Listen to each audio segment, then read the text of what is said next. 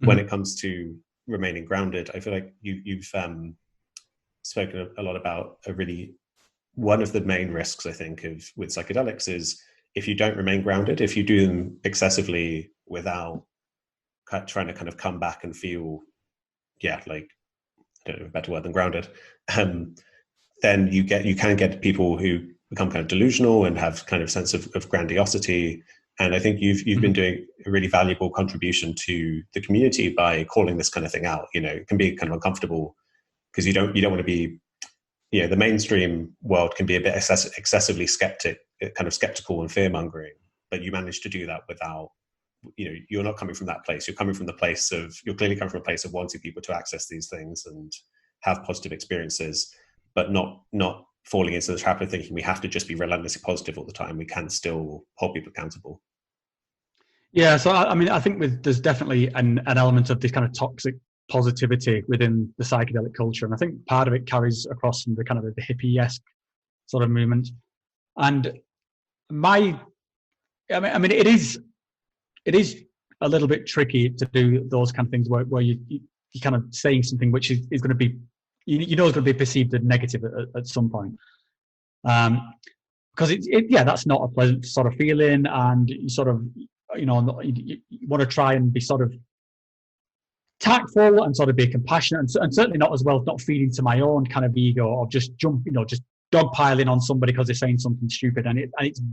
very easy for me to go into that mode, and this is one of the things I try and work on for myself, like not to be that person. But that said, some of these things are just kind of so out there and so absurd and so unchallenged that I feel sometimes you do need to be a bit of a kind of a sledgehammer, and I think one way to do that is to sort of come at these from a kind of like a bit of a comical angle, because I think this is one of the great strengths of comedy, is to sort of point at the absurd and say, like, are we actually, is this what we're saying here? So I always try and kind of do things in a way to kind of like point out the absurdity, but also try and put like a sort of a rational argument towards it. And then that opens up a whole different kind of words, because then you're a rationalist, you're a materialist, you're only interested in the material things, and I try and put as much reverence into the transcendent side of these experiences, and and show that I think there is something truly amazing going on, but I think it's amazing enough without saying that it unlocks latent sort of psychic superpowers and stuff, and if that happens, then fine, I'll be if someone starts beaming sort of telepathy into my head instead of picking up the phone, then I'm fine with that. But I think there's just so much like people want to believe this stuff, and I was also a little bit taken back by how much that kind of guru culture then can sort of seep in with the people who make these sort of sometimes very outlandish claims about what is possible with these things, and it just goes completely unchecked because that's my guru, so I'm not we'll not touch that. And I've seen a sort of another aspect to that, which is sort of unsettled me a little bit, which is the blending of the psychedelic culture has crept more into the mainstream, which I think is a good thing. And and with 15 years ago, not many people were talking about ayahuasca, and now sort of it's become like a known word. You see it here in TV shows and stuff like that. And so it's kind of people are sort of doing it as part of this kind of almost like a kind of a nootropic sort of thing, as a way to sort of think clearer and sort of become part of that movement. So you're getting people like like bankers and hedge fund managers are also going dipping into this kind of ayahuasca, which again I've not a problem with that. But then there's something I think a little bit weird happening as that's kind of creeping out, and I've seen a lot of these kind of like entrepreneur types, also internet entrepreneur types who've had these kind of ayahuasca experiences, and then I use the term entrepreneur extremely loosely because these are people just like peddling sort of like the online courses of hey, sign up for my course and I'll teach you how to, manage stocks or turn 5,000 into 5 million or buy my cryptocurrency things. And, people who are making money by selling a dream almost. And that's a weird collision of, this kind of entrepreneurial spirit combined with this, what I'm kind of seeing as like a kind of drive-through spirituality, where someone's kind of like, going on a retreat to have that passport stamped, and then they have an inroad to that, into that sort of those psychedelic credentials. And I mean, the one that kind of jumped to mind here is a very good example is Brian Rose from London Real, who's, I think he's going on some very just grifting people for, like, constantly asking for donations for all these various projects which never seem to play out, but yet still seems to, big up his kind of his psychedelic credentials. So I think it's important there to sort of,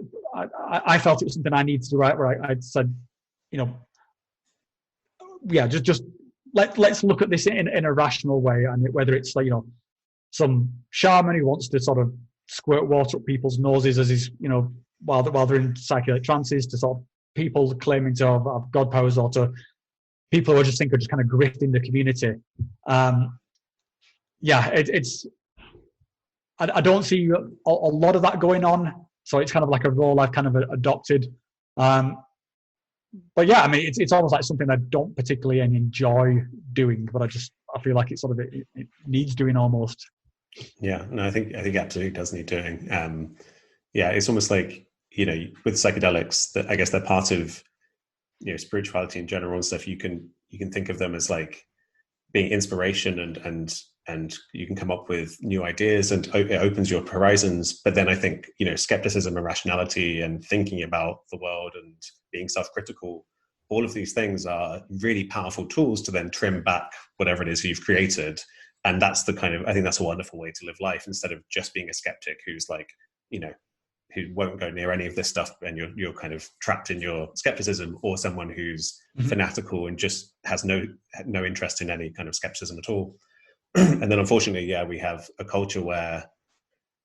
it kind of becomes polarized. And then if you're interested in using skepticism and rationality, you're assumed to be one of the people who's, as you said, you just dismissed as like, you have no, you're out here just to dismantle everything. So I think it's important to do, exactly what you're doing, and bring both of those things to the table, coming from this, like, this positive place. Because it's no mystery, it's no secret that gurus exist and that abuse has happened in the past, and so it's really important. And I think you have this, what could be sometimes surprising, this kind of paradoxical ego inflation after psychedelics, which you can have these experiences of losing your sense of self, feeling humbled, but then, as you said, this kind of drive-through spirituality where it's like, I've had that once, so now I'll file that away as a thing I've had, and now I'm special, and I don't really have to cultivate it or integrate it, and then you can get these kinds of messiah complexes, and you can behave in ways that are not consistent with the insights you've had. And I think it's always important to remember that the ego, the rational mind, is incredibly tricky. It doesn't just give up. It doesn't have one ego dissolution experience and then just go away. I remember in early kind of meditation and in early psychedelic experiences, kind of watching my